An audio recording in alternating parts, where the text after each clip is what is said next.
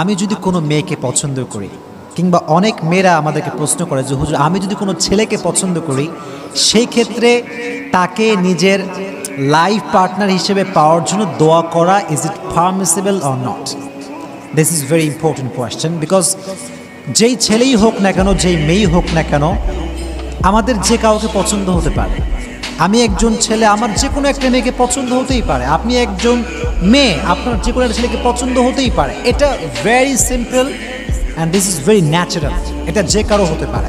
এখন প্রশ্ন হচ্ছে যে আমি যদি কোনো মেয়েকে পছন্দ করি, কিংবা কোনো মেয়ে যদি কোনো ছেলেকে মন থেকে পছন্দ করে এবং সে চায় যে তাকে লাইফ পার্টনার হিসেবে পেতে চায়, তাহলে সেই ক্ষেত্রে সে কি দোয়া করতে পারবে কিনা যে আল্লাহ তুমি আমাকে তার লাইফ পার্টনার বানায় দাও, অথবা তাকে আমার লাইফ পার্টনার বানায় দাও? সমান ব্যাপারটা, দুটোই সমান।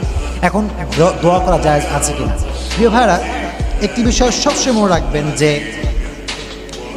এই যে কাউকে নিজের লাইফ পার্টনার হিসেবে চাওয়ার দোয়া করা, কাউকে নিজের হাজব্যান্ড হিসেবে পাওয়ার দোয়া করা, অথবা কাউকে ওয়াইফ হিসেবে পাওয়ার জন্য দোয়া করা, এটা জায়েজ। এটা জায়েজ, but there is on condition. একটা শর্ত আছে। শর্তটা কি?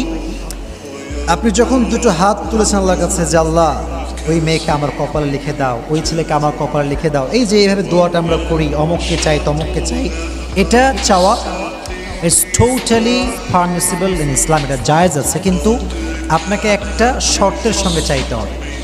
শর্তটা হচ্ছে এই যে হে আল্লাহ, যদি if he is perfect for me or if she is perfect for me, then give us the chance to live together, and that should be halal way. That should be to the halal way.